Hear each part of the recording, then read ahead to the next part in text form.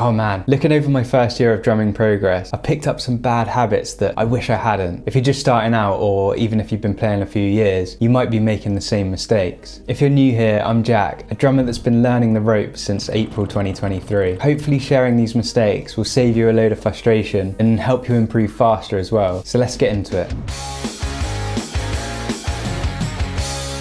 Being a self-taught drummer has its own unique challenges. Without a teacher to guide you along the way, it's easy to pick up sort of bad habits that you might have to relearn or change along the way. So the obvious thing to do would be to double check before we start, but it's not always that easy. When we start playing drums, there's an overwhelming amount of content and lessons to sort of sieve through, and it's literally impossible to take it all in. So we'll learn over time naturally from our experiences and from other people, and through trial and error as well. But I think it's so important to keep asking questions, look at your mistakes, look at other people's mistakes, and keep learning and exploring new ideas. I was brought up on a musical diet of bands like The Offspring, Green Day, and Bad Religion. And a lot of these drummers, they're self-taught and they're inspired by early punk music. Inspired by these drummers, I just wanted to get as fast as possible, as quickly as possible. And the bad habit this created was having very stiff hands. When I look back at my progress footage from my first year, every time that I'm playing fast singles or a fast fill or something like that, my whole body tenses up and my arms go really stiff. I now have to consciously think about loosening my grip and relaxing my body when I'm playing anything like singles quite fast. And that's because every time I learn a new technique, I crank the metronome up every time that I thought I was okay at it. But what I needed to do was stay at that slow speed until I started developing feel and developing better technique. So what I've realized now, and what my advice would be to you, is to start slow but stay slow until you've absolutely mastered the technique. And what you start to do is develop that feel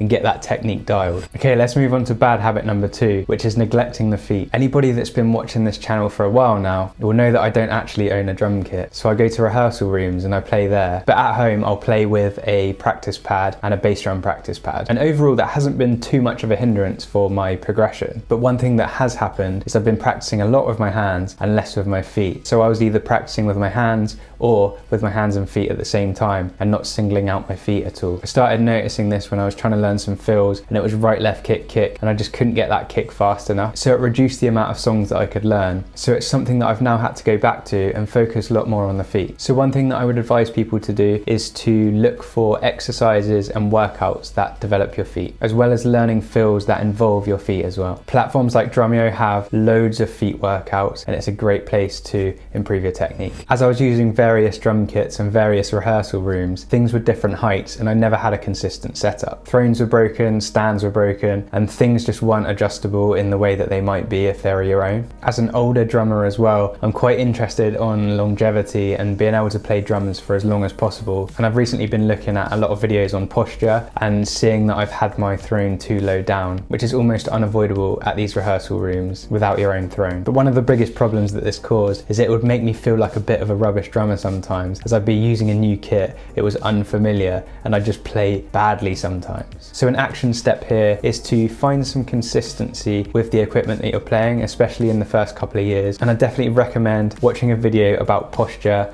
and setting up your kit correctly so that you're not damaging your knees. God, that sounds like an old person thing to say, doesn't it? So I mentioned this before in one of my previous videos, and it's quite a controversial topic because dynamics is so important within drumming and it's a vital thing for us to learn and become better drummers. But one thing that I had in some of the places that I was practicing was the fear of playing loud. And the fear of playing loud was because I didn't want to disrupt other people. I didn't want other people to hear what I was playing. And that was detrimental to my progress because it would affect my technique and it would affect my playing style, and I'd be all in my head about what I was playing and if people were listening. There's a huge difference between playing quietly on purpose and playing quietly because you think people are listening or you need to be quiet. And it's something that can affect your drumming in quite a substantial way without you really realizing it. So the bad habit that I've developed here is having a very quiet right foot. And even though I'm playing heel up, I still have a very quiet and less powerful technique than if I'd been more confident when I was playing.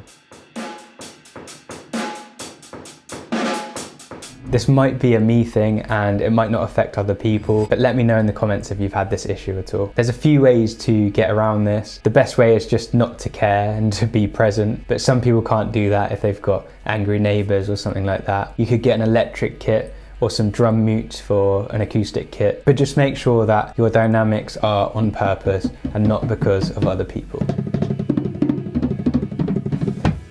So this is going to be a really obvious one to some people, but looking over my previous videos, I just wasn't hitting the drums in the center of the drum, and it was really affecting the tone. You can hear here that the snare drum just doesn't sound good, and it really affects my tone and makes my playing sound very beginner.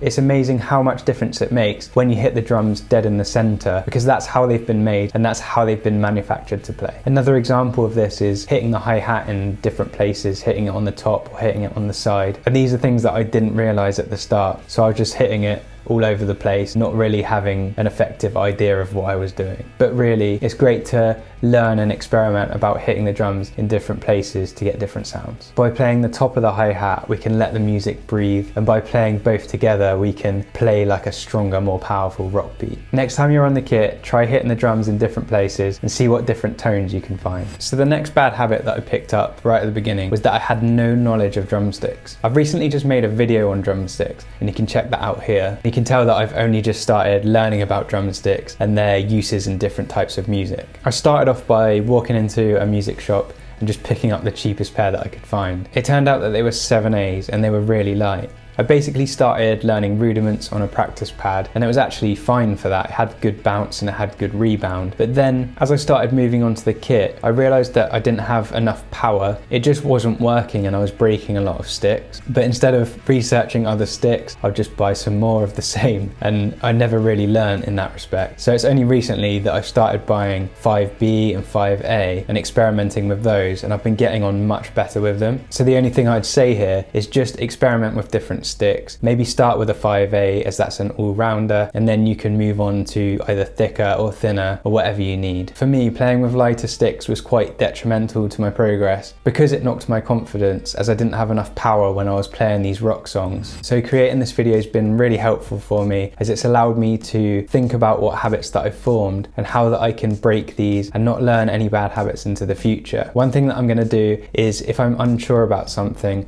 I'll make sure to double check it, look at multiple sources on the internet, and just make sure that I'm not developing any habits that I'm going to have to undo in the future. And if you're not sure about something, it's best to just reach out to other people and ask. There's going to be people with the same questions and having the same struggles. If you've struggled with any bad habits, or if you're struggling with any bad habits, I'd love to hear about it. I'd love to hear how you're rectifying them and how you're staying away from these bad habits across your drumming journey. Thanks so much for watching this far. Please hit subscribe, and I'll take that as a hint to make more videos drum related. Keep hitting stuff, and I'll see you in the next video.